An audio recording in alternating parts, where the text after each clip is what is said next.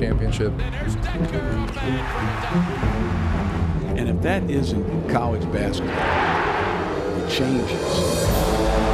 Even I ran out of words. The streaks, the cold spells, the runs, everything that happened in those games. Those were 3 NCAA tournament games.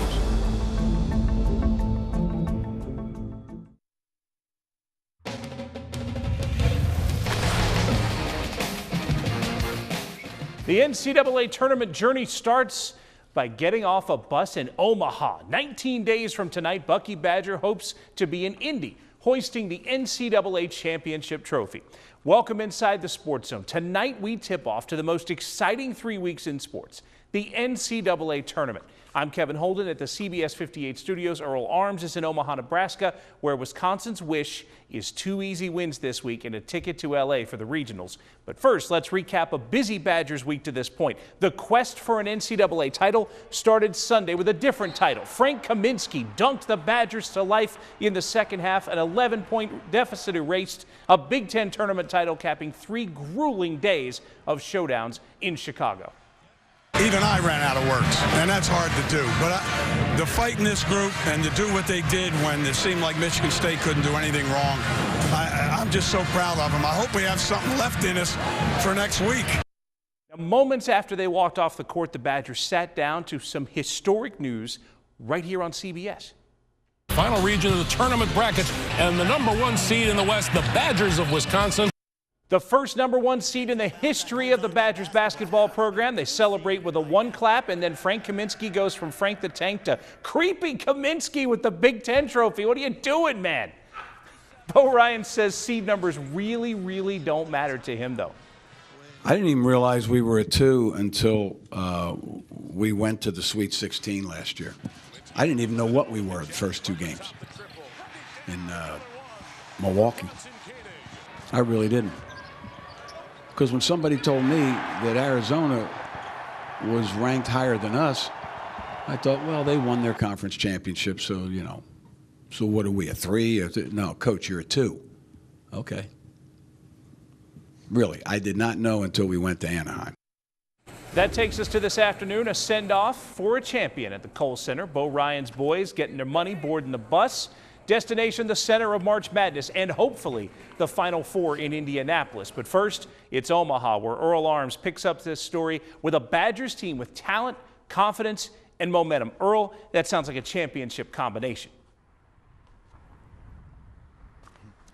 Kevin, now you know I love this stat right here. The last 2 times the Badgers have made the Final Four, back in 2000 and just last year in 2014, they came out of the West region. But the last time they were in Omaha, that was in 2013.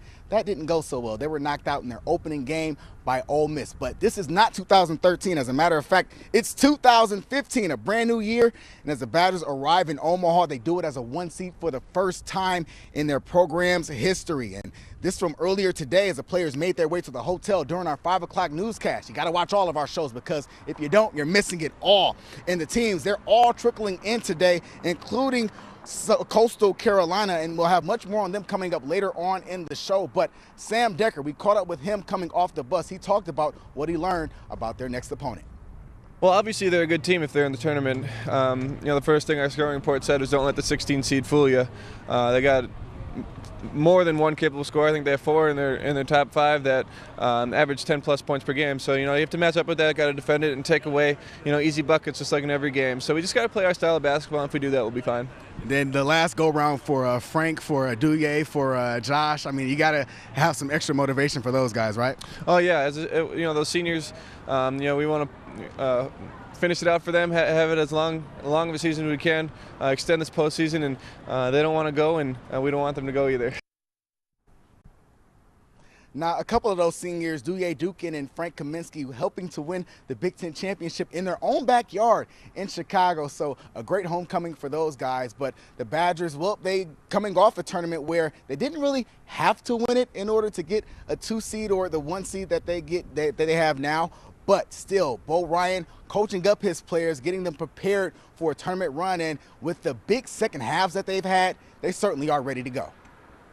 we were behind in all 3 of those games in the second half because I broke those down yesterday. I'm not going to do clips on those three games, but I have some notes of things. And if that isn't college basketball, the changes, the streaks, the cold spells, the runs, everything that happened in those games, those are 3 NCAA tournament games. Now, if the Badgers are going to win, they're going to need this guy to be as big as he is on the Sports Illustrated cover. That's Frank the Tank, y'all. Frank Kaminsky, one of the finalists for the Wooden Award for National Player of the Year. Leads the Badgers in points, rebounds, and assists. 3rd time he's on the cover of SI, hoping to make it his 2nd Final Four and 1st national championship for the Badgers since 1942. Of course, it's Frank's last go-around with the Badgers, but asking him, he says he would play basketball for the Badgers again next year. You know how much he loves college ball and says he would play for the Badgers if he could, but we'll more than likely see him in the NBA next year. And hopefully before that, the Badgers, they've got to get to Indy. They've got to get to LA first, but even before that, they've got to get past Coastal Carolina. We will have much more on Coastal Carolina coming up, including Josh Cameron, a Racine native, and he talks about his matchup with Wisconsin. That's all coming up later on in the show. All right, thanks, Earl. Stick around. No major fanfare as the Badgers left Madison, though, mostly because fans think that they'll also be sending Bucky off to L.A. and then to Indy in the next few weeks. Here's David Aid with a hopeful but patient Badgers Nation. You can tell from the team and the fans there is no time to sit back and celebrate in Madison yet, Kevin, and that is part of the culture created by the man in charge of this team. One of the first on the bus and setting the tone like he always does. Head coach Bo Ryan and the Badgers loaded up, then quietly pulled away from the Kohl Center this afternoon. No pep rally and no big publicized send-off for the outright Big Ten champs. Fans say this is how it should be. It's been business pretty much for us to get into the first couple rounds of the tournament.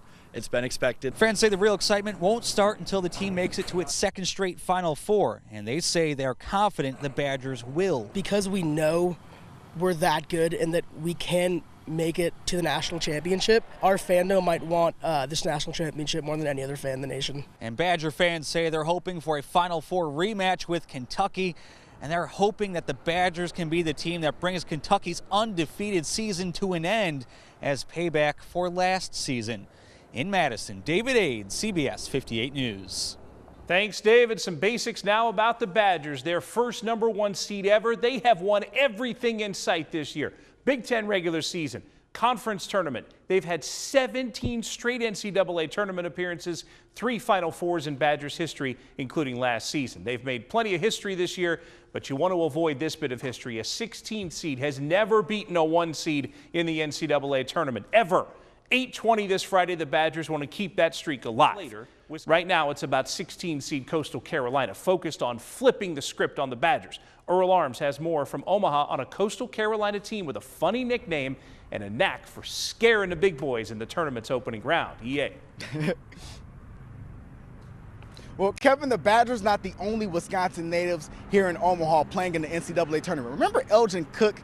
He plays for Oregon, and last year, as a matter of fact, he was in Milwaukee for the tournament, went to Hamilton High School, so he's right from the city, and he was a part of that Oregon team that won their opening round game, but then ended up losing to the Badgers on their way to the 16 and, of course, to the Final Four. But he's not the only guy. Matter of fact, Josh Cameron from Coastal Carolina. He's out of Racine Park, and he's one of the star players on Coastal Carolina's team, averaging around 13 points a game, shooting 37% from 3 this year, on their way to their 2nd Big South title. Now, the Park grad, he was not recruited by Wisconsin at all, so that, along with being a 20-point underdog, gives him all the motivation he needs, as well as his team. Yeah, it's something extra because in high school, I felt like I had a good high school career, and I never heard from Wisconsin, never heard anything about it. So I definitely want to go out there and show them that I can play against them, just because with me being from Racine, Wisconsin, it would definitely be a proud moment for my family and everybody back at home to be able to play against them and do well.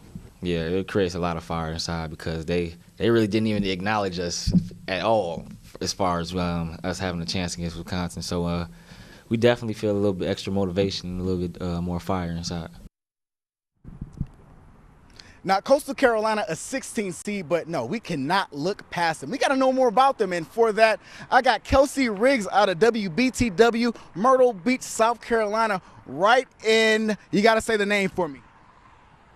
The Chanticleers, Coastal Carolina? Yes, there it is. Yeah, the Chanticleers. One we were going with first, yeah. She said it right. The Chanticleers. She knows exactly what she's talking about. But talk about this team. I mean, we talk about them getting here for a reason. What's so special about this team? There's a lot of things that are special about this team. They've had a great season. They started off really strong, kind of had a lull there in the middle. But what was really so dynamic about this team is how they overcame that. They got back here, made it to the Big South title game again, and then to beat Winthrop, which is the team they played last year to advance to the NCAA tournament, just have really overcome a lot of adversity this year to make it back here, and a lot of excitement to be back here. Now, Kevin, the UWM Panthers were a big part of this show last year. That's because they were preparing for their second-round matchup with Villanova. This time around, though, no, they're not a part of March Madness. They had to sit out due to academic sanctions for the team. But senior Steve McWhorter, a part of this Panther team, he says he did not want to leave this program without it being better than it was before he left, even after he graduates. Take a listen. It's senior day at Panthers Arena, and that means it's Racine native Steve McWhorter's last home game as a Milwaukee Panther. My mindset coming in was just to, give these guys all I could for this last year. After transferring from Indiana State in 2012, McWhorter helped the Panthers win the Horizon League championship and make their first NCAA appearance in 9 years. Once you get that taste of the NCAA tournament in your mouth, I'm not gonna lie. I mean, it's sweet, and you always want to get back there, but in all reality, it's not a guarantee that's going to happen every year. That became reality for the Panthers in 2014, not because of what happened on the court, but off it. A low academic progress rate, or APR, from 2009 to 2013 meant that the NCAA would ban the 2014-15 Panthers from postseason play, meaning no championship, no tournament. When I first got the news, I mean, I'm not going to lie. I mean, I was depressed. I was a little down about it. You never want that for you or anybody. So for McWhorter, staying at Milwaukee would mean his career would end in February instead of March. But the decision to stay and help make things right became clear. Once you join a team and you're around it, seeing dudes every day, I mean, it becomes like a family, and family is important to me. I couldn't really look myself in the mirror if I knew when stuff got tough, I just up and left them. I don't think there's any other family than the Milwaukee Panther family that I would want to be a part of. Panthers forward J.J. Panoski was also a part of that 2014 tournament team, and while he shares the disappointment of not having a chance to appear this year, he says McWhorter's decision to stay is one he's grateful for. I mean, the biggest word when it comes to Steve is sacrifice. At the end of the day, you're sacrificing something for people that you love and people that you're around every day. So, I mean, being a senior on the team next year, that's something that I'm going to take with me. Stay down, Steve, stay down. Oh, yeah. So McWhorter, Panoski, and the rest of the Panthers did their part to improve their APR scores moving forward, meaning more studying time and less practice time. In turn, Coach Jeter and the Panther staff did theirs. It's all about, can you do the next right thing? And the next right thing for us was making sure that we have more academic support for our men. We've done that. We went from one advisor, now we have 3. Your revenue sports are always going to be the ones that need a little bit more of that academic attention. And here maybe at UBWM we didn't have as much of that as we needed in place. And so really even before these sanctions, even before there's any APR trouble, APR penalties, it's something that we proactively were addressing to meet the needs of these student athletes. Together, the Panthers basketball team earned a 3.0 GPA, the first time that's happened in the history of the program. They also raised their APR score to a perfect mark last season and anticipate another one this year. Instead of playing basketball, we had an hour going towards academics. So that really helped me now that I'm getting up in my major classes. Now I'm getting tougher classes and things that take more time. It's just a situation that you really can't control, and you really just got to make the best out of. Our APR score is where it needs to be, and they'll be eligible for the tournament next year. So I couldn't be more proud of my guys. They fought hard, came to practice every day ready, and I mean, it's not the ideal season for a senior to have, but I mean, it's one that I can respect and I can look back on and know that it taught me something. And as McWhorter takes the floor one final time, he hopes the teammates he's leaving behind have learned something too. Academics is really number one. It needs to come first before ball, and hopefully all my guys got that message, because they still got to be here and do that for these next couple of years.